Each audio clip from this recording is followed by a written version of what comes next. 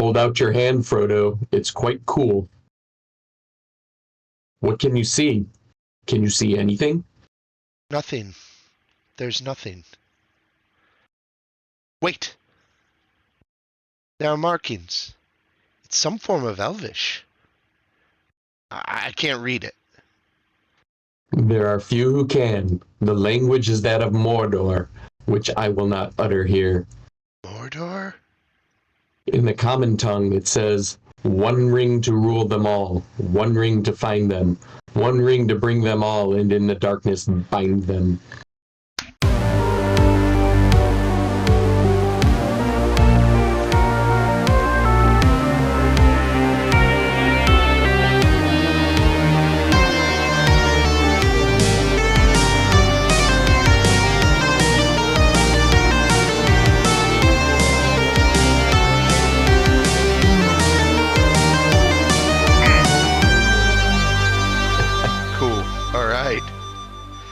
Okay, so I have so much to talk about. Let's just start getting into it, right? All right, let's do it. Let's just do it. You and me, we can wing it. All right. Welcome. Episode 32 of the Burning Ewok Podcast. We got World Man Down this week. So I am your host, Justin Granson, and with me, not as always, is Chuck Fisher, but with me, as always, as long as this week goes, is... Dan, the man, Levitan. Hey, Dan, how you doing? I'm doing all right. It's been a crazy week. So, my car got hit by a deer. That's how I'm starting my year starts off. We go to the city, go to see a musical. Everything's wonderful. Coming home with the family. What's Les Miserables? Oh, okay. Jana chaperoned Kaylee's French club to go see that right before Christmas. Yeah, okay, man. Yeah. It was really good. I thought you were going to tell me you went and saw Shuckin' or Shuck or whatever. Yeah, Shucking. That's the corn musical, the comedy corn musical. Yeah, I would see that. I would totally go see it. Everyone says it's like really fucking good. Yeah, so, it looked funny. So, I think we can swear more than this.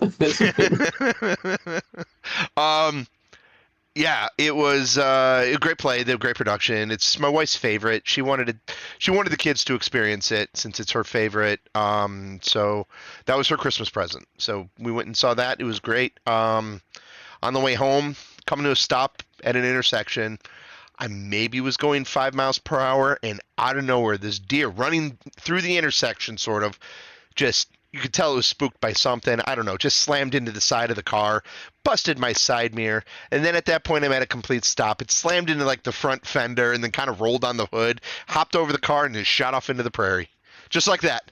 Boom. And so I'm out of a car till like the 21st. That sucks. Sort of out of a car. I have another. I'm okay, but it was a harrowing 5 seconds of that happened. It's like, you would not believe that I actually have a very similar story. Oh yeah? Yeah. So we started out our year. We went down on Saturday after New Year's, and we went down to see a play downtown. We went and saw Harry Potter and the Cursed Child. Oh, how was that? You know, it was good. Like, the production quality is very Disney-esque. Okay. Right. And so it feels like you're at like Disney World, like one of those type productions. Like you're at Disney World watching like a performance there. At least the first half is very much that way, right? Because they're trying to cram a ton into this play, and so the first act is just one giant montage, like really, really fast. So you know, like when you go to Disney World and you would see like them reenact like a movie, you know. Oh yeah, whatever. They do the whole thing in half an hour. Yeah. So it kind of feels like that. The way they do the magic is really cool. Very America's Got Talent-y. You know, like they'll do those acts on America's Got Talent where there'll be like a giant black screen and people dressed in like black stockings head to toe, you know, and they'll lift people up and make it look like they're flying through the air. Oh, that's cool. Okay, that's fun. It was really cool. And one of the coolest effects I've ever seen live before, where they make the entire stage shimmer. And I had to look it up. And so they would do like flashbacks, or like go back in time and see other stuff. And I looked it up to see how it was done. And essentially, they take fog, right, and then from behind they project light, and then from the front they project an image of the stage, exactly how it looks onto the stage and the light, which makes it shimmer. So it shimmers because really of the cool. Oh, that's Really neat. Huh. Whoever thought of that is like totally awesome. So Making their money. yeah, so the next day we come home and Jana's out running around with the kids and everything, and I go to Sam's Club, bring a bunch of stuff. So I got all the stuff in the back of my car, and so what do I normally do? I always back my car up, hit the garage door opener, back my car up, and I drive a Tesla, so it's really hard to see out of your rearview mirror, and I try not to rely on the backup camera. So I'm looking out through my side mirrors, and because I brought my car in to the shop like the week before, and I got it fixed, they wiped my profile, so all my mirrors reset, and they weren't high, they were low. I thought the garage door was up all the way, and the back of my car caught the bottom of the garage door, and I broke my garage door with my car. So it's going to be about $3,000 to replace it. That's a little bit pricier than my deductible for my car. About $3,000 worth of damage though on the car, I just was told. So that's pretty good work for that deer. Yeah. So hopefully, I'm going away on for a work trip. So hopefully we'll have it replaced by the time I get back. It's a pain in the ass owning an electric car when you can't get in your own garage, because the cable for my charger does not reach outside of the garage. Oh, okay. Yeah. So you said something, and it made me think of something. You said try not to rely on the cameras. So my car, it's got the camera when it backs up, and that was always the thing. Like, like I was thinking, like, use your mirrors, turn around, look, but the camera is exceptionally accurate and reliable. So why am I not using that? Like, what is your thinking when you said that? Because like what I've found is like I can rely on the camera more than I can than like my field of vision when I turn around. I can actually see more with the camera. So there's two reasons. One, my car is about 6 inches wider in the back of my car on both sides because of the way they did the wheel wells. They stick out. Okay. And if I use the camera, I have come so close to hitting, when I back into the garage, it's really, really tight, and I come really close to either hitting Jana's car or okay. So this has to do with like, what about coming out of like a parking spot? Yeah. I mean, I still try not to. It's just like, because I'm always switching back and forth between, like, sometimes I have to move my kid's car, and if I don't use my mirrors, and then I switch to like my kid's car, I'll freaking hit something because they don't have the camera. So all right. So it's like it's a habit thing. It's just because I use the mirrors anyway. Like I still look at the mirrors, but I've also realized that I do my checks and then I can rely on the camera. I always do the checks anyway, but I don't know, just made me think of something. Yeah. Anyway, and then I got sick. Oh, that sucks. So today's the best I've felt in a while. So if I'm coughing or sound a little congested, it's at the end of that. Yeah. But we got an extra week there. I thought we were going to record last week. So to those that thought we were, sorry. Your free podcast had to wait another week. Yeah, but in the meantime, I watched an exceptional amount of television while being sick, while being home, on vacation, even up in Minnesota. We watched all our Skeleton Crew stuff up there. And I don't know, man, where do you want to start? Should we just start with Skeleton Crew?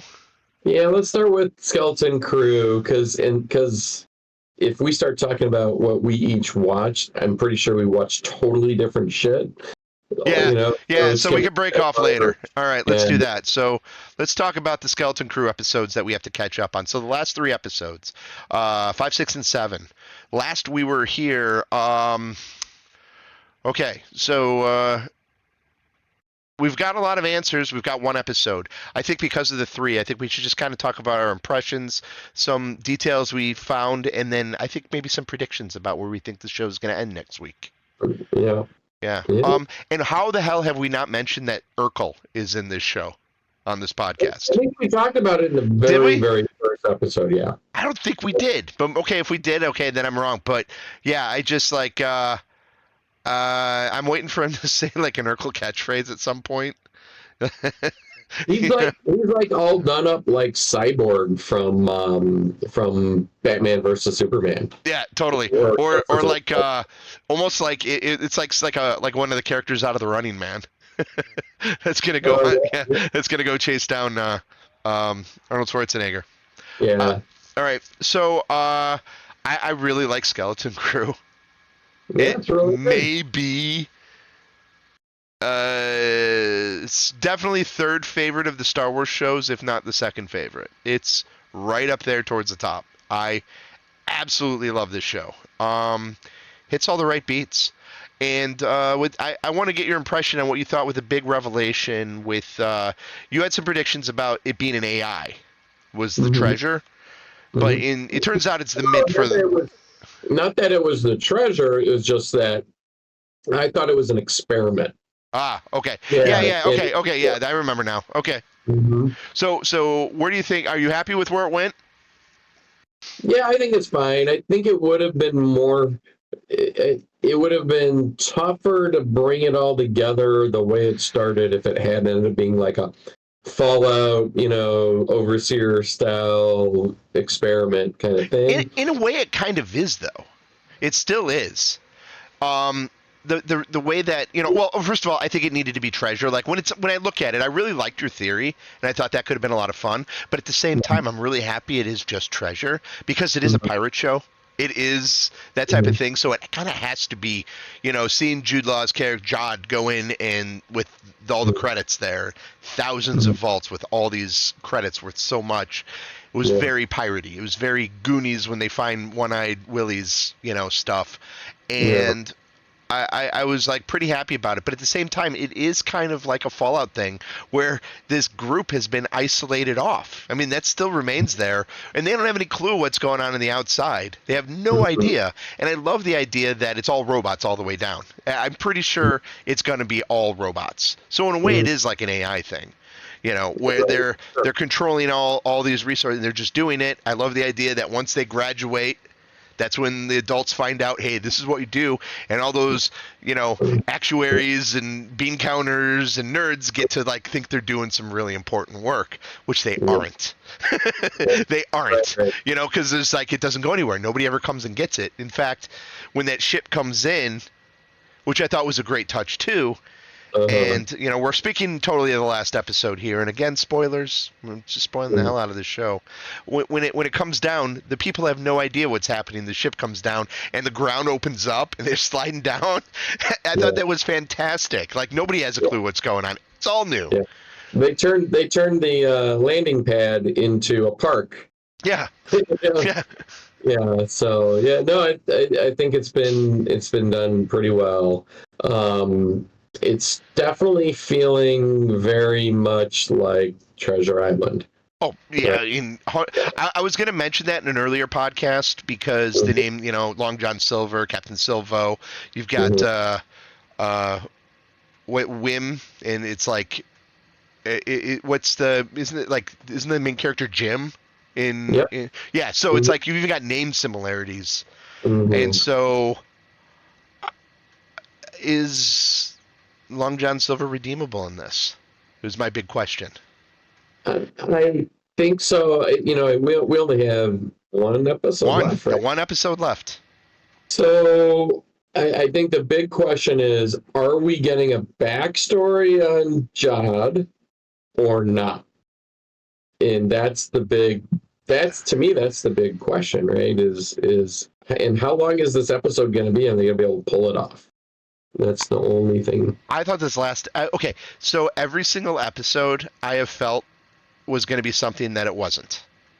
We had the big fear a few weeks ago that with the director changes that it was going to change. It didn't. It's like it feels very coherent, like for the most part. Um, Yeah, I but mean, I I was think. expecting, okay, so like this crew's gonna go and do backstory stuff, and it didn't happen that way. You Yeah, know, I didn't.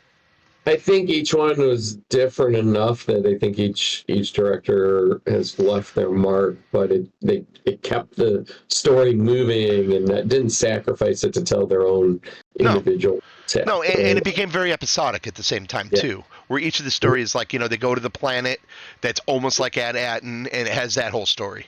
Also, Mm-hmm. is the big gun going to come out in at any point? Because like they had the big gun at the old, so there's a big Mm-hmm. gun at this one. I'm pretty sure. So that was Probably. one of the Yeah. things I was going to think of might show up at the end. Because they've been telegraphing a lot of things also, like I really like the fact that when uh, what's the girl's name? Crap, I'm having Oh, blah blah blah. Maybe when not KV, Fern. Burn, yeah. Fern tells Wim he's gonna go down into the mines and have to work underground Mm-hmm. when they're both in trouble or waiting for, and then there is a mines, there is an underground, there is that whole thing. So it's just like, all right, Mm-hmm. so all these things have been telegraphed. Don't push the button, right? What Uh does the button do? And then that's what gets them out of, huh. off out of the clutches of the other pirate, right? Or Yeah. off of the other island, right? When Uh huh. it's eaten by the robot, right? The big Yeah. crab robot. Oh yeah, that was another detail I really liked too. Was when they did go to the, it's like the paradise planet, the vacation planet, which Mhm. is so funny because, when I was in the Caribbean a few years back, and we're going through a lot of the pirate waters of like, Pirates of the Caribbean in that Mhm. area. Well, now it's all spas and beaches and places you're gonna go and like, go get Mhm. away and relax and it's beautiful and all this other stuff. It's not where the pirates are there, causing trouble and killing people anymore. But it's like transferred the same way. So I like that little touch there. Um, I was going to say something else on the end. Oh yeah, we went back to Jod. So if he's redeemable, Mhm. so like the whole like when he first was on the Paradise Island, got a hold of the lightsaber. Best bit ever, Wim lighting the lightsaber and completely doing it wrong and losing it. Mhm. Funniest moment in the show. But when he gets a hold of that lightsaber and he tells all the kids, shut up, we're done, I'm taking over the ship. Like I didn't think he was going evil at that moment. Mhm. And I thought he was at the point where, okay, these kids are kids. We need to be an adult now. I got to take control. Now I know what's Mhm. going on. I need to take control so we can get things taken care of. I thought that's where it was going to go from there. I didn't think it was going to be him against the kids at that point. So Mhm. then when they were reunited, it was on different terms again. They don't trust him, of course, as he shouldn't. But now he's threatening them, and he's Mhm. cut off the head of, SM-33, Mhm. and the the things he says to the kids on the ship about like you're the worst of all, you whiny babies, and you're just incessant and terrible. I Mhm. I I, I think like I don't think he's going to be a character that kills anybody. I don't think he's going to be a character that does anything really heinous evil, but I think he is truly in it for himself and doesn't care about the kids. I Mhm. think, and like so he'll do what it takes. And him shooting Wolfman Jack in the face and killing him, like that kind of like sealed it also. Like okay, like the good guy Jedi is not going to do that. He's going to find do whatever. But I, I'm thinking he's closer to like Hondo, and I don't know if you know who Hondo Anaka is from Clone Wars and No. Rebels. No. So he is the character Vane. He's the character that was in Mandalorian and also in um, Skeleton Crew. He's in the pirate crew. Yeah, I kind of remember. Guy like the Yeah. brown face with spikes coming out of his face. That guy, and he's like Yeah. flying the fighter ship in I Yeah. think he's of that species, and he's like a head pirate. I've been hoping that he was going to show up in this show. He's not Mhm. gonna. But he's pretty ends justify the means, but everybody kind of likes him. kind of bad guy, middle of the road, like he's the underworld guy that everybody kind of likes, but he'll slit your throat if he has to. Not evil guy, right? Yeah, I mean he'll kill if he has to. He's not good by any means, but he'll have a little bit of a heart at the end of the day, little bit. And I'm thinking it's pre A New Hope Han Solo. No, more darker than that. Okay. Yeah, a little darker than that. Close to that. I would say more like Woody Harrelson's character in Solo. Okay. Yeah. Closer to that. Han shoots first versus Han shoots last. Oh, okay. Yeah. I mean, this is definitely a Han shoots first, for sure. Mm-hmm. Yeah. Yeah. So, yeah, no, I mean, I don't disagree. But I think it's really hard to speculate because we haven't gotten any backstory. True. Other than, the point leading up to the very start of the episode, right? Of the very first episode. That's the only thing, close to a backstory we have. I will say, right? So we know he's force sensitive. We know that he knows how to handle a lightsaber, right? Mm-hmm. So the two clues there. One, knowing that Wim was going to use it the wrong way, like he already knew, like, oh, dude, you got it upside down or whatever, right? And then when he grabbed it and his head off, right? I just call him Smee, by the way, not SM30. When he cuts his head off, I mean, he handled it like he'd been handling it for a long time, right? So it was very familiar to him. So where's that coming from, and what's the backstory, and how did he go wrong? If he was a Jedi, if he wasn't a Jedi to begin with, if he was something else, then what's that story? And I don't know if we're going to get it because it sounds like they're not making a sequel, a second season. Oh, I don't know about that. They have said all along that it was set up for one season and one season only. All the showrunners are saying like, oh yeah, no, we got more. We want to explore it. And the only reason I say that is because Jude Law was like, yeah, they've all grown so much already that he didn't think it would be possible to pick up where it left off. Probably can't pick up there, but it has to pick up a few years later, if ever. But also, there's another rumor out there right now that some of the characters in Skeleton Crew will be in Dave Filoni's Mandalorian movie. Okay. So, and I don't know, maybe that's just the pirates. Maybe it's Jude Law's character. I don't know. So, that'd be cool. Yeah, I mean, I think they'll incorporate. I don't need them to incorporate them that much into the world, though. They could be their own thing. I kind of like having them off on their own. I don't need everything to connect back to Luke Skywalker. That's what we've needed to get away from for a while. That's why. Well, that's why it's like I get excited about hearing about an Acolyte. I'm hearing about Skeleton Crew or any show. Just get away from it. As much as I like the inclusion of Skywalker in Mandalorian. Because, that's the one thing that was taken away from us was no Skywalker after Jedi. It never happened. So, but yeah, I think if I were to predict where it's going to go, I mean, I think Jude Law's character lives. I mean, Treasure Island, Long John Silver's let go. He lives. Yeah, he's like marooned or whatever. Yeah, right? But he lives. And he could get marooned. He could get, it could be one of those things where he gets trapped somewhere with all the treasure with no way to spend it. It could be like one of those. He's going to get Darth Vadered at the end of A New Hope. Spinning off into space, in circles. Something like that. In a ship that has no hyperdrive. I don't know. Yeah, something, maybe like something like that. I mean, that could be a fitting end because you could always bring the character back. Yeah. But you get if it's a one and done, it's a nice fitting end for that type of character who his greed gets the best of him. The Interceptor had hyperdrive. The TIE Advance does. Darth Vader's has a hyperdrive. Yes. The regular TIE Fighter does not have a hyperdrive. Right. Yeah. Okay. Yeah. Anyway, I don't think we've seen the end of Kim yet. That was my next question. Yeah. Because that character is listed as recurring, but has only been in one episode. So. Well, I think she arrives with the X-wings. Yes. Yeah. I think that's gonna be it. Yeah. I think the Republic comes in. My thoughts are the Republic's going to come in because they got the signal from Wim's parents. They were able to receive that signal.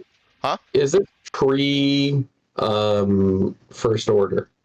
Yes. in the timeline. Yeah, it's So after Mandalorian season 3. if Pretty close after.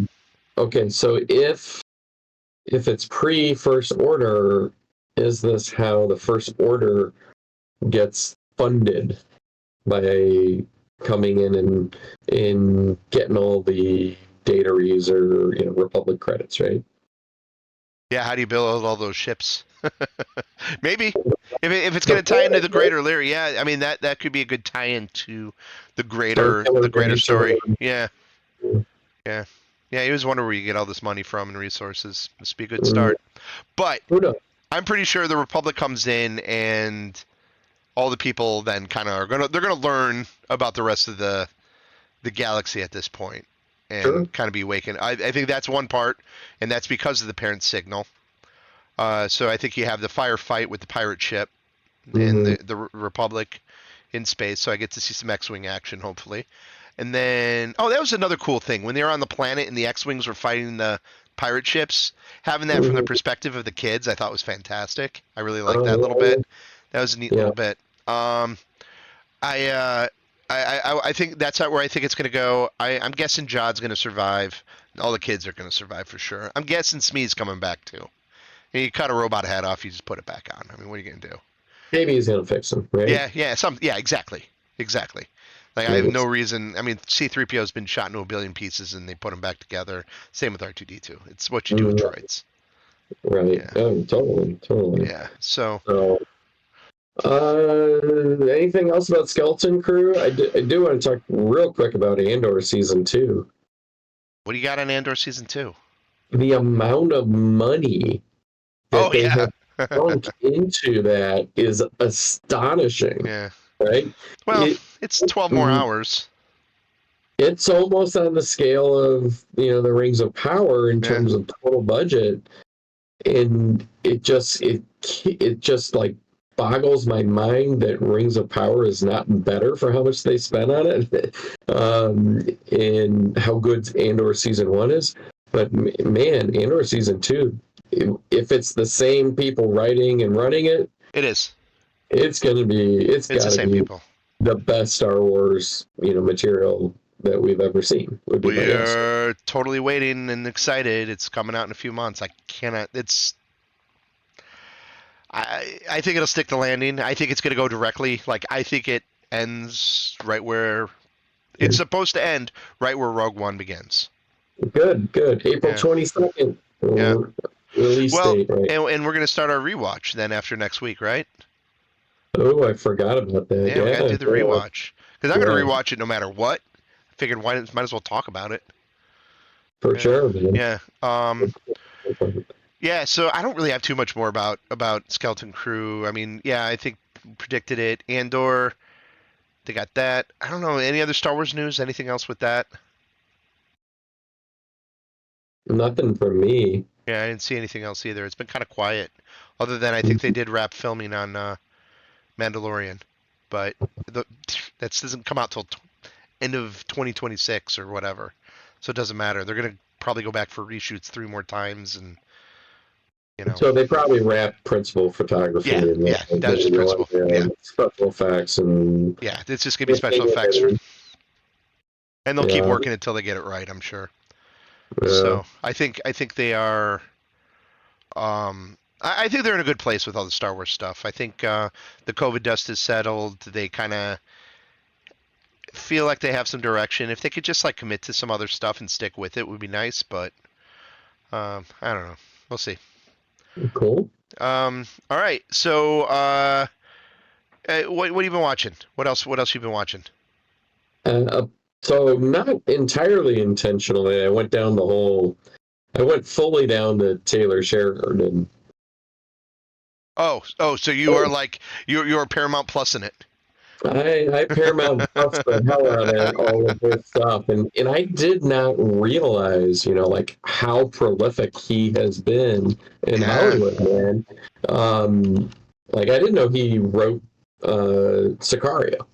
Right? I don't know if you ever had a chance to watch that, but a while ago, a long time ago. Yeah, I did not know he did it though. And then, oh my gosh, he plays he was in Sons of Anarchy is one of the like sheriff's deputies, and I saw a picture of him in there. He had hair, and I'm like, oh shit, that is him, because he's like totally shaved his head. Now, did he write for Sons of Anarchy, or did he? I don't know. He may have. I mean, the guy just like writes like frickin' everything.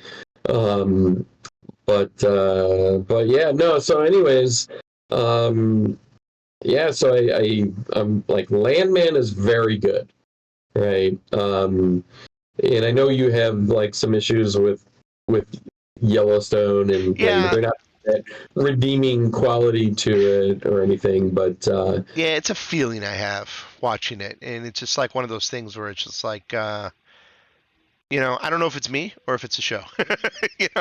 And I don't like judge anybody for liking it or like all that and everything. It's just like there's like a level of ridiculousness of I remember seeing like there like I don't know, like bear attacks and weird family fights that end up in the front. Yeah, it's a show. Yeah. Anyway, it's entertaining. Yeah. So the what I will say after, I watched Landman, so I'm all caught up in that, right? So then I moved on to Lioness, right, which is Zoe Saldana, Nicole Kidman, a bunch of Morgan Freeman, which is about like this CIA program where they train women to be assassins. Okay. And it's very good. A lot of that same over the topness, right? But it's really well written and really well produced and acted and edited. It's a very good action series. Yeah, well, Zoe Saldana's great. Nicole Kidman's great. I mean, that's some good talent you just mentioned, so that doesn't surprise me. Yes, there's the over the top, like they go in guns blazing everywhere, kill everybody, and there's really rarely any repercussions, right? I think that's the main thing. It very much reminds me of two things. I moved on to now Mayor of Kingstown, right, with Jeremy Renner, which is crazy over the top and it's like Sons of Anarchy all over, except in prisons. It's like watching Heat, Michael Mann's Heat. Mm-hmm. And then you combine it, like all of his stuff is like watching, it's like a dissertation on Heat. Very much the same style, that edge that tries to capture that edginess and everything that he's got. The action is really well written and sequenced and choreographed. And Lioness and Landman and all these have this element to it that totally reminds me of Tom Clancy. Right. And I went back and I saw that he wrote for some of the newer Tom Clancy stuff on Amazon Prime, which makes sense now. Like the new Jack Ryan stuff? Yeah. So he did the spinoff. He wrote the spinoff about John Clark that stars Michael B. Jordan. Yeah. So anyways, it's fun. There is some, kind of political commentary, some things I don't agree with, but I think he does a good job of not shoving. It's not like watching a Joe Rogan podcast or anything like that, right? There's enough middle ground, I think, between the characters and some of the content that you don't go over the top into scary land. But anyways, I'm enjoying them. I like edgier TV, so it kind of goes up right my alley, kind of like Fargo is, So good segue. I finished season 2 of Fargo. Yep. Fargo.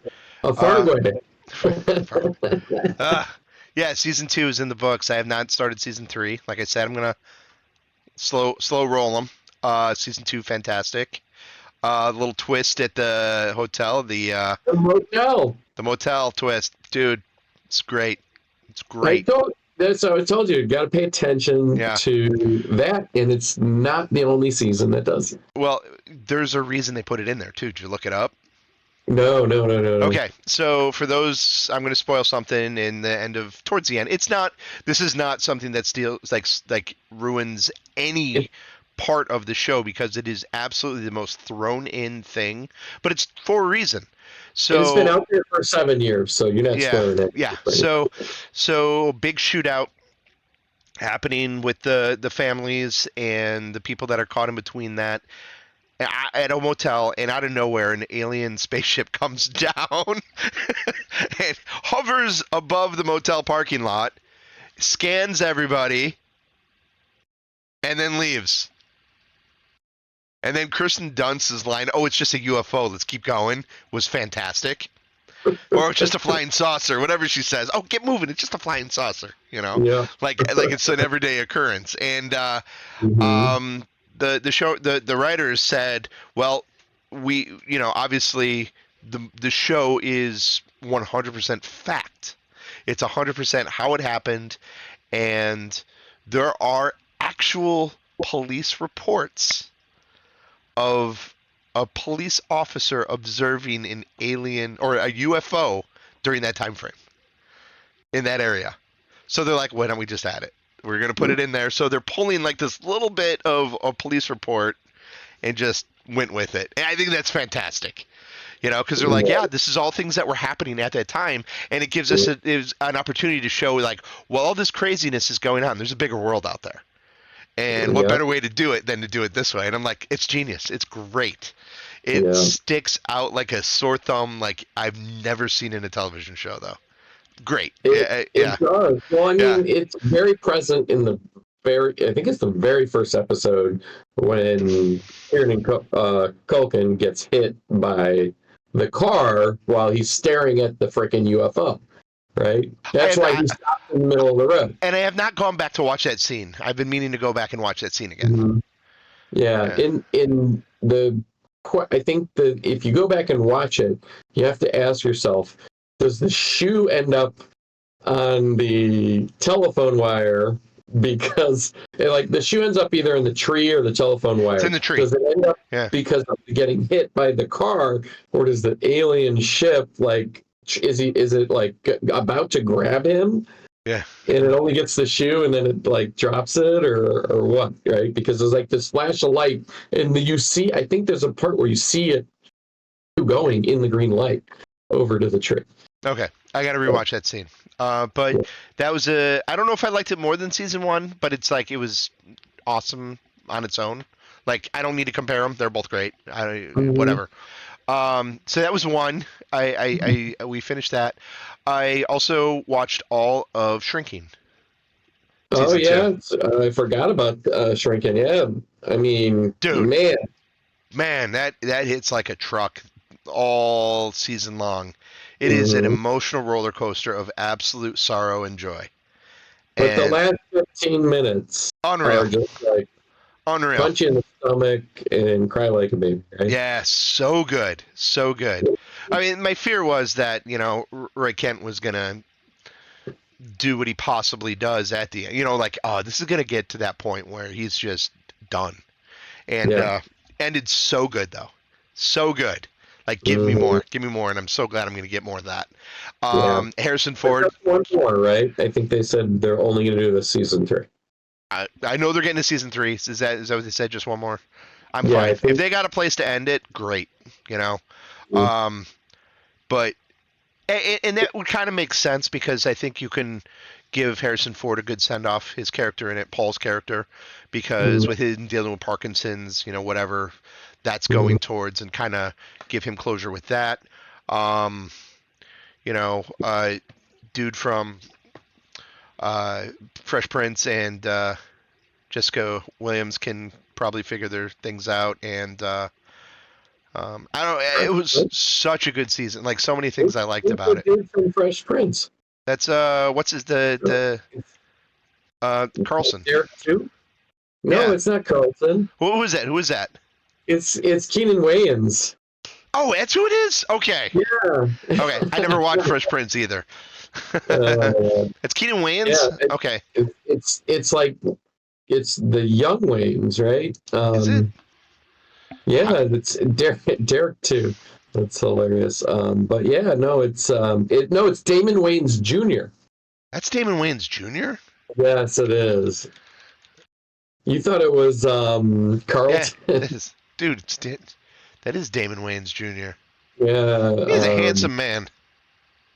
yeah, Uh, it's not well, what else Alfonso do I know Ribeiro. him from? I don't know, man. So he was in New Girl. I've seen a lot of New Girl. I'm looking. Love Guaranteed. He's in Blank Man. He's probably a little kid in that. Probably. Big Hero 6. No, nothing. I don't think a whole lot. Like, he has nothing that I've seen. Huh. He was the host of a show based on the video game Fargo. Okay. So yeah, no, I don't. Dude, he does look like, you know what? He does look like Alfonso Ribeiro, though. I mean, I'm going out, and I'm going to say, and he's but he's been a lot older. It would not. He's 50s. He looks a lot like his dad, man. He does. Oh, you're right. When I just looked at it and saw the pictures of Damon Wayans, yeah. Mm-hmm. Yeah, for sure. All right. Well, I feel like an idiot. Anyway, that's me. I do it once an episode. I got something stupid to say, so there we go. All right. No apologies. So yeah, Shrinking definitely set the bar high for comedies, right? So funny. Also, so funny. Yeah. Like, so I did not watch the Golden Globes. I didn't either. Did Harrison Ford get nominated for his performance? I don't know. That might be for next year. It might be too late. Okay. If it was too late, then he better damn well win for Best Actor in a Comedy next year. It's the best Harrison Ford stuff I've seen since the 80s.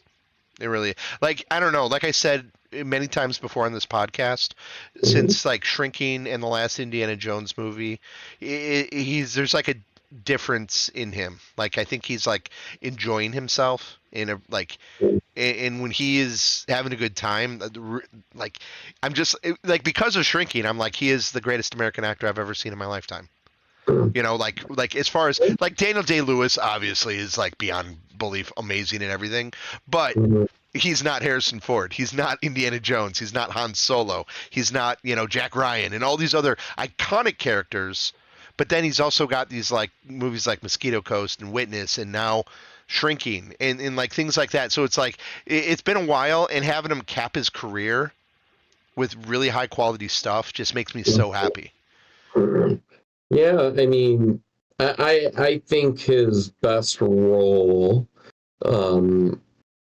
historically has been Dr. Richard Kimball in The Fugitive. That's your favorite? My favorite, his best acted and the most substance to a character I think he's really had. Mosquito Coast is okay, but that is by far my favorite. I think that's his best work. Until this, I think he just blows everything else out of the water. I mean, he's good in a lot of Blade Runner's really, his character's excellent there. You know what? There's a lot, and yeah, I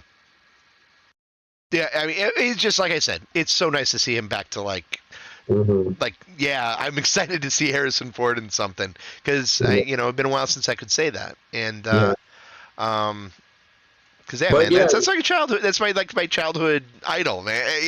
It's like I love him. I want you want him to be a good guy too, and he's a good guy. Because dude, when he's not acting, he's like flying helicopters around forests looking to help people. Yeah, dating his girlfriend's 40 years younger. Yeah, there's that too. Okay. I don't think like if just kind of going down a little rabbit hole about my Harrison Ford.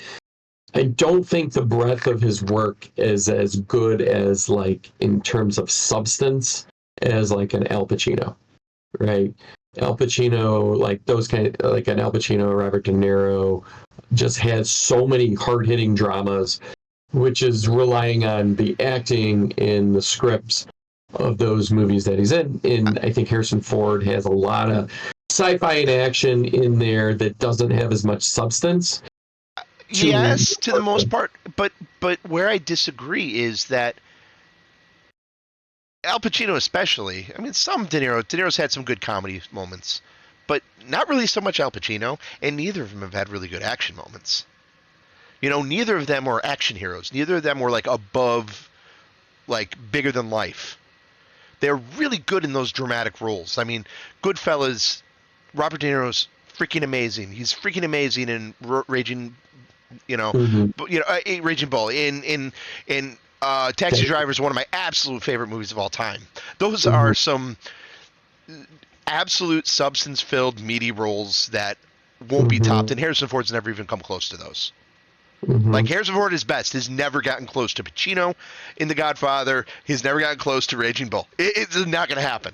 It just doesn't have it. But I don't think that Robert De Niro could pull off something like an Indiana Jones, or I know Pacino was the original pick for Han Solo. Yeah, was he really? He's what Lucas wrote that role for, and he didn't get him.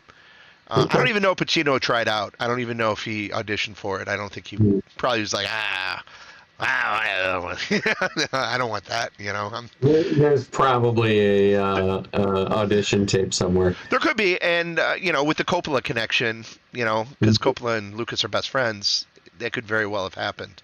But yeah, that was the original. The original idea was for Pacino, and but I don't know. Like, you couldn't see either of them being Indiana Jones, or Jack Ryan, or Air Force One even. I mean, I don't know. And not that Air Force One's a great movie. It's a fun movie, and it's one where you could root for your president. Oh, no, I got you. Yeah, no, but Harrison Ford's always been more of an action guy than a dramatic actor. But all right, I'm going to bring it back to Shrinking one more time, and just say how good a job they did at wrapping up the major storylines at the end of that episode on the season finale. So with the Christmas party, with the Thanksgiving party, or the Thanksgiving, and what we all thankful for. It's beautiful. It's beautiful. It's really heartwarming. It's when Harrison Ford talks, it's a gut punch also. Yeah, but I mean, they wrap up both the Gabby's storylines, her mom and her wife. And Derek too. And how did Derek become my favorite? Derek 1 becomes like my favorite character in the whole series almost. I mean, oh my God, he's awesome. It's because he's like an inside joke the whole series. The whole first season. Until she almost cheats on him, right? Or depending on your point of view, maybe she did. That is cheating, right? I guess it is. Yeah, it's cheating, but I mean, it was like there's an emotional component to it, and and like that, there was a betrayal there for sure, and how hurt he is by that, and it's just like how that comes out. But then when he goes and visits the guy he hates, and he takes a sip of the beer, he's like, "Oh wow, this is really good." He's like, I'm gonna finish this, and you're gonna leave your own mark. And his character develops so well, so good. So the Derek stuff is fantastic. The Gabby stuff is good. Even the it's you could have ended the show right there also. Like, if the show ended right there, I'd have been very satisfied. Like, knowing that was the end. If they said, "Hey, this is the final for the show," I'd be like, "Yep, that stuck the landing in every possible way." Yeah. Yeah. Yeah. So they could have just left the whole wrestling thing out with what is Roy Kent? What is his character's name? Lewis. Lewis, right? They could have left the ending with Lewis out, right? They didn't have to go. No, I think it was needed. No, but they could have, and it still would have been a great ending to the season. Yeah, but that was an important moment for Lewis, but just as much as for Jason Segel too. No, I do understand that, but he could have moved on either way, right? They all could have moved on either way. I don't know. And too. Like maybe I don't know. Because I don't think he's out of it yet. And I think Lewis's character is the one that finally brings it out. Knowing if there truly is one season left, it's his relationship with Lewis that brings him out of it. True forgiveness, true, not just the do it to because I know I'm supposed to say I forgive you, but actual true forgiveness, But right. I mean, wow, what a character! Like to bring that whole thing in. That's It's nuts, and it's so relatable, not hitting somebody and killing somebody, but, how many adults and let's just talk about the U.S., how many adults in the United States go out to a bar, have like one freaking drink, and get a little buzz, and then go and drive. And that could be the thing that happens, and your whole freaking life is done. Somebody else's life is over, and your life is just boom. Change. It's right? and from all indication, Lewis is a wonderful human being. Yep. With one slip up, and it's just like, not to bring it back to the deer, but it's just like that was the conversation I had with the family afterwards. It's just like that happened so quick. It was so quick and so unexpected, and I'm the only one that saw it coming. The rest of them, I saw it in my peripheral vision. Yeah. And I'm like, oh, and then they all looked, and it was hit, done. And I'm like, if it was anything bigger than that deer, it was going to be a problem, Yeah. And it's just that quick, man. That quick, everything changes. And it's just like, I had a moment of reflection from it. And, and I actually thought about the show, and so, that's why I brought it back to it. But all right, what else did you watch? Man, oh my gosh. So let's see. It's stuff that I completed and put in the book. One other show that my wife and I decided, because we were really on the humor thing, and then we started watching Silo. And I cut it off 3 minutes in. I said, no, we got to watch something else. So we put on Conan Must Go. And it's on HBO. And it's Conan O'Brien with his podcast. And he has guests on there that are from all around the world. Random, normal people. First one's from Norway, so he goes to Norway and spends the first episode in Norway. He invites himself to the guy's house, just goes in, and he just surprises these people. They know who he was. Oh yeah, because they called in. They were on his podcast previously, and he gets information. The guy's like, "Yeah, I'm a rapper. I do these things." He's like, "Oh, a Norwegian rapper, rap for me," And then so of course the Norwegian rapper has a rap show 2 days later, and of course it's part of the episode. Another episode, they go to Thailand, which might be the funniest one. Another one, they go to Ireland. It was it's only 4 episodes, and it was 4 of the funniest things I've watched. Like, absolute ridiculous funny. So if you listen to Conan's podcast or just like Conan O'Brien's type humor, like my wife and I just laughed like tears. It's so stupid. It's one of those watch if it's your thing. That's one. And then I started 2 shows. So after we did that, I did go back into Silo. So I'm watching Silo season 2, and I'm like 3-4 episodes in. Okay. I think it's still going, so we're catching up to it. I'll probably watch another episode after we're done here. It just picks up right where the last one left, and it opens up a whole nother bag of mysteries. And it's more Fallout than season 1 was like Fallout. This is a little bit more Fallout-y because, but at the same time, it's very serious. It's not the feel of Fallout. If you like season 1, it's the same tone, it's the same speed. Some people have said, "Oh, it's slow." Well, yeah, it's a slow moving, it's a slow burn, and so far so good. Acting and I don't want to say too much more about it until you catch up on it, but it's going to be a good one. This show might be another all-timer for the sci-fi department. Another one is. Wait, can I comment here? Yeah. Right.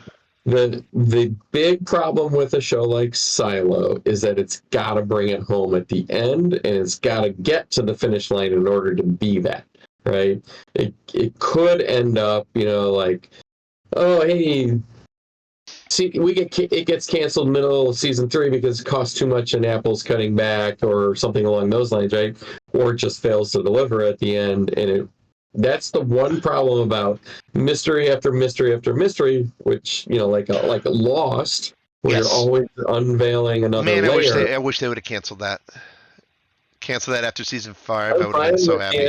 end of Lost. I'm fine with it. We could do another podcast on why Lost sucks. We'll have to rewatch Lost. You know what? That might be rewatch. really fun. That might be a lot of fun. Yeah. Because I love those first few seasons. They're fantastic, and I wouldn't mind watching that with the kids You and know just kind what of see what their reaction would be. You know what would be amazing would be to go back to some of the old podcasts where we talked about episodes and then but how we saw them. I think what we should have to do is figure out which ones we watch. Mm-hmm. Watch it, do a podcast on it, and then listen to these to see how much we changed. And oh man, Yeah. I was so much smarter back then, or so much dumber. For sure. Yeah. No, but I agree. Silo season 1 was great. I loved it. It's already signed on. They're going to finish the show. It's a series of books, and the books have been completed. It's only 3 books. So in season 1 was book 1. If it's 3, I know it's at least 3 seasons. And that's all 3 books. So I'm saying, man. 100%. That would suck. That would suck. What was the one on Netflix last year that was really big? 3 Body Problem, right? Which may or may not get the rest of the books. I thought they for sure were doing 2 at least. Oh no, they did, and they're wrapping it up in. I think they're wrapping it up in one more season where they're going to kind of combine. It's going to be a little bit longer, but they're combining the last 2 books, which whatever. I don't know. Yeah, I mean, it's just it's really hard to hit those on the mark. Oh, right? Agree. But the fact is that, knowing that they have an end point in the story because of the books, it'll get there, and they've got enough. If they do 3 seasons, they're fine. They can do it. At least I think it's 3. I heard that they were going to break the last one into 2 seasons, but I don't know. I think it's already been funded and agreed to. Yeah. So Silo. Start watching that again. It's great. And then I started Dune Prophecy. Oh yeah, I keep meaning to. So dive into that. I got a weird relationship with Dune. I read the book and it's okay. I don't love it. I'm not like a Dune freak, love this universe. I love parts of the universe. I freaking love the 2 movies that have come out in the last couple years. Mm-hmm. I absolutely love those movies. They're so good. It takes all the parts I love about Dune and amplifies them and kind of cuts down on the noise that kind of annoyed me. Which I think a lot of people hear me say that and be like, you're an idiot. But I don't know. They wouldn't be wrong. But this is 10,000 years before the birth of Paul Atreides. So, and House Harkonnen and House Atreides already hate each other. Atreides is much higher on the totem pole than Harkonnen, but Harkonnen's got the 2 main women in the Bene Gesserit. Okay. And the Bene Gesserit is gaining more and more and more power. And the head of it, the Mother Superior of the Bene Gesserit, is from House Harkonnen. And all they're doing is seeking revenge on Atreides. Okay. So there's a lot of that. The prophecy is all about the one who's twice born, once in blood and once in sand. I'm guessing they're just saying, yeah, that's Paul Atreides. He's born in blood and then goes to Dune, or goes, to Arrakis and reborn again as an Arakan. Okay. Arakidian. I don't know I don't know what the locale they refer to themselves. The Freeman. The No, the Freeman. The Freeman. Yeah. Or Fremen. The Fremen. Yeah. So it's fine. It's it doesn't hit as well as the movies do. But it doesn't have Denis Villeneuve directing it either. It doesn't have those soundtracks. It doesn't, so I like it better than a lot of, it's better than Foundation, I would say, or maybe on par, maybe a little bit better than Foundation, the Apple show. I have to finish Foundation. I watched. Yeah. There were 3 seasons of that now, or just 2? It's 2 or 3. I've watched them all that they've had, and Okay. it's fine.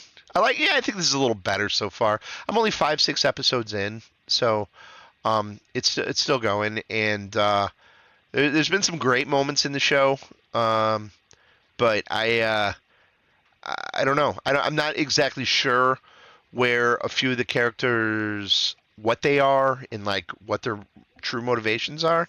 And because it's not just House Atreides and Arrakis either. It's like there's the Emperor, and they have spent zero time on Arrakis. They refer to it all the time because the spice needs to flow and it's being held up, and who controls it, and that's still a huge part of it. It's a lot of discussion of like how thinking machines have been banished in this world, in this universe, because it's kind of shows bits of the previous war from thousands of years ago or hundreds of years ago at this point, from the robots rise up against everybody and they have to fight them off. Okay.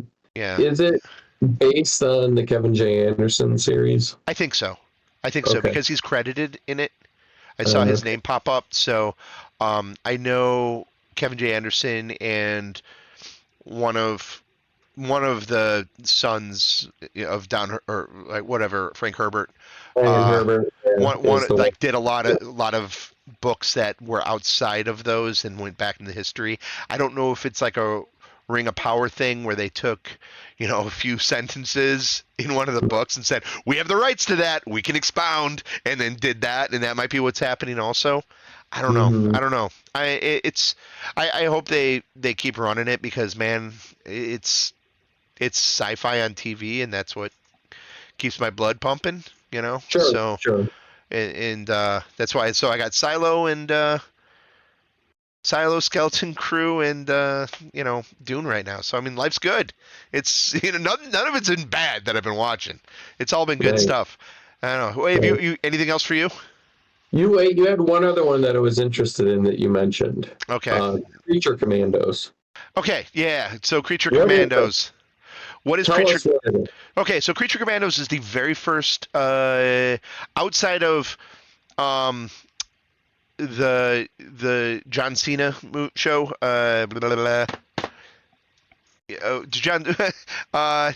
Peacemaker. So outside of Peacemaker, this is the first James Gunn DC Universe stuff. Gotcha. So and it's animated, right? It's all animated. It's basically more of like a Suicide Squad. I've watched a couple episodes. It's fine. I don't love it. I don't hate it. But it was like that level of indifference where it's like, I wish it was better. When it comes to like the animated superhero stuff, like Invincible to me right now is like cream of the crop, and this is nowhere near it. It's like James Gunn puts himself in it. Like he's in like the opening credits, like typing away and stuff, and I'm like, that's kind of weird.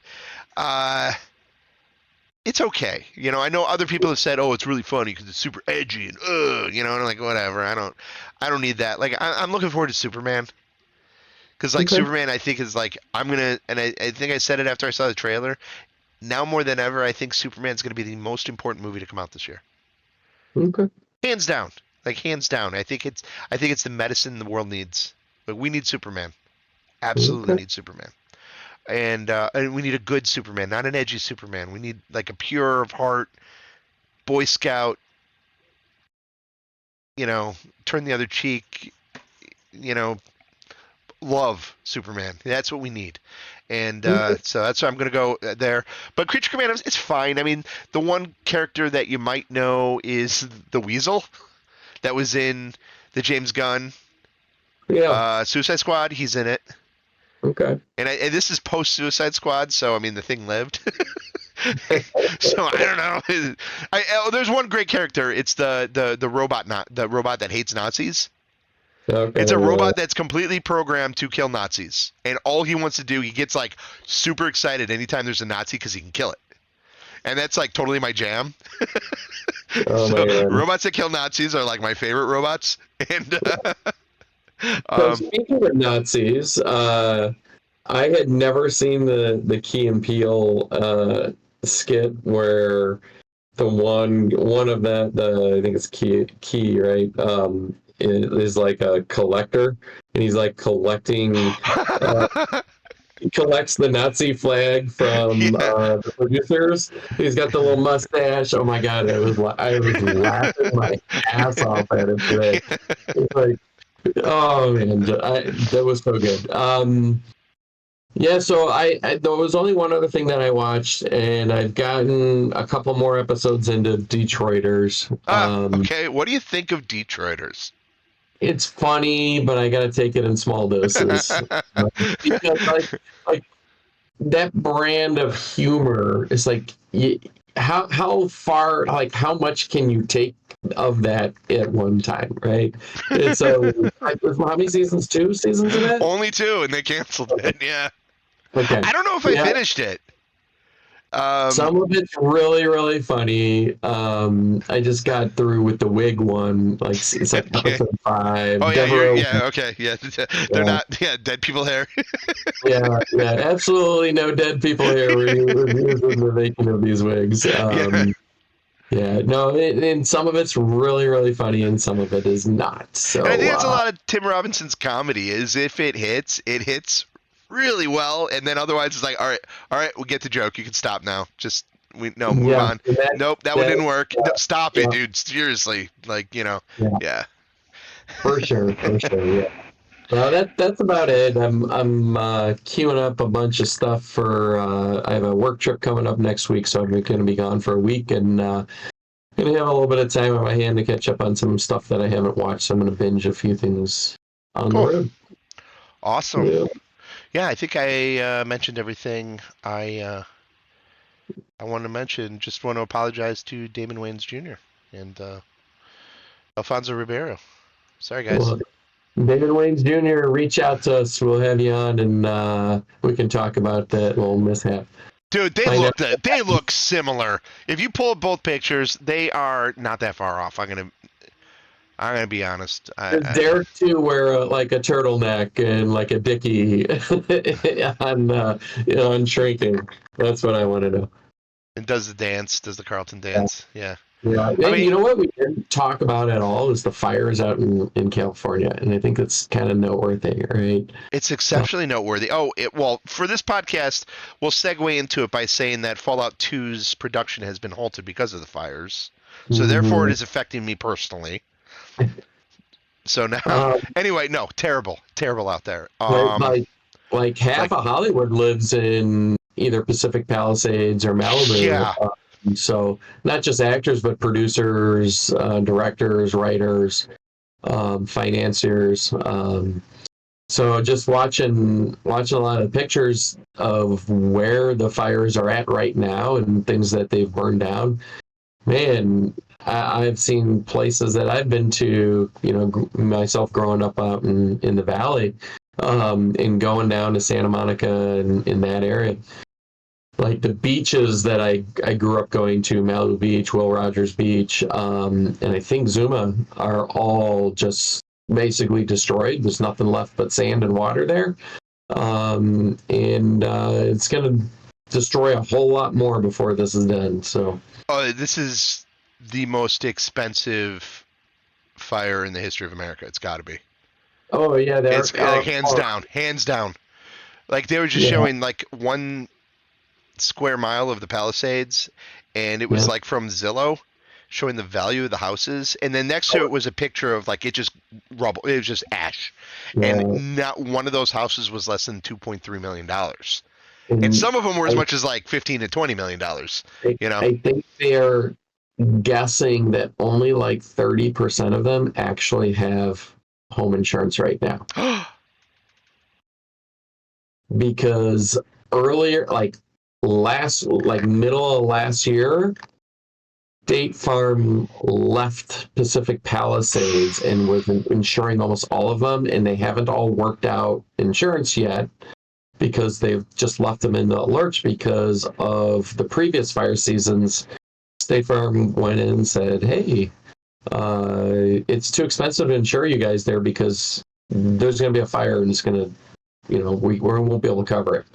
So they left the market, and I saw like James Wood, like his house burned down. He has no insurance. Oh, boo-hoo. Boo-hoo, Yeah, that climate denier. I'm not crying for him. I think that's going to be pretty typical of a lot of the people out there. Yeah, So. no, my heart goes out to everybody else, though, not James Woods, but the rest. Like, it just, some of the podcasters I listen to are out in that way, and, just them talking about how it's just like, I can't go outside, and I'm not even close, but the air is so terrible that it's just watching the video footage last night of the 100-mile-per-hour winds, hurricane winds happening in a fire, which was blowing cinders like everywhere. Like there's just no escape from that, and it looked like an actual like a hellscape. Like when you're in Diablo and you're going through like the fiery level and the ashes are it looked just like it. Like I couldn't imagine going through it. I mean, did you hear about the palm tree phenomenon? No. So it's so hot and the palm trees are so dry and the palm trees are filled with oil that they were spontaneously combusting without being sparked by the fire. The fire was just close enough. They would just boom, and they would essentially just light up and go up and spread the fire more, which is absolutely bonkers and nuts. But well, it's like probably like napalm too, if it's like oily and yeah, you'll see pictures of before the fires went through certain neighborhoods, and none of the houses are on fire yet, but all the palm trees are on fire. It's crazy. Yeah, okay, I did see something like that. It's the trunks of the palm trees. Wow. Fucking nuts. And, growing up in the Valley in LA, going through some brush fires there, quite a few. Like there were at least one or two times where we were up on the roof hosing off, the roof. It's scary. The smog in LA is awful, right? And so the way it kind of goes is during the day, the winds bring the smog from offshore back into LA and over the hills in the valley. And then at night, the winds bring them out. And that combined with the smoke, I've seen some of the pictures, and it's just like from the valley is essentially surrounded by fires right now. So the valley has like 8 million people, I think, live there. 7-8 million people live in the valley. The one there's a fire in Santa Clarita, which is northeast. It's like where the 5 freeway goes. The 405 runs into the 5, and you take that out, and that goes out to where Great America is, and you would like keep going on that for a while if you're going to Vegas, right? Okay, you want to go up to Sacramento, go through the Inland Empire. And that fire was pretty small so far, but that one could go east and west through the hills there, and kind of essentially trapping everybody in the valley, because the whole eastern side, there's 3 more, like the southeast side of the valley, there's like 3 other fires on the other side of the foothills. So it's pretty crazy out there. I can't even imagine. And those winds, the Santa Ana winds, are no joke, man. When we have like people say, "Oh, we have hurricane force winds coming here," like here in Chicago, and we're like, "Yeah, I grew up in the Santa Anas. This is nothing." But it's not fun. So part of the reason why I left: mudslides, fires, earthquakes, and riots. So it sucks. We're in a good spot here. Yeah. So, all right, I didn't mean to bring the podcast down. Yeah, what's up with that, man? Anyway, all right, I got nothing else. I got nothing else. Let's just end it right there. After that, I think we get Chuck back next week. I'll try and record next week, man. If you can't, I mean, whatever. Life happens. Yeah, I should be able to. If not, I'll catch up with you guys 2 weeks after. All right, well, let's cue the music. All right. All right, peace out, everybody. Like, subscribe, do all that stuff. Yeah, I'll just leave it at that. Do that, or people doing. Beep boop bop boop. Mash that button. All right. Hit the follow, hit the like, hit the subscribe, the thumbs up, and the share. All right. Bye bye.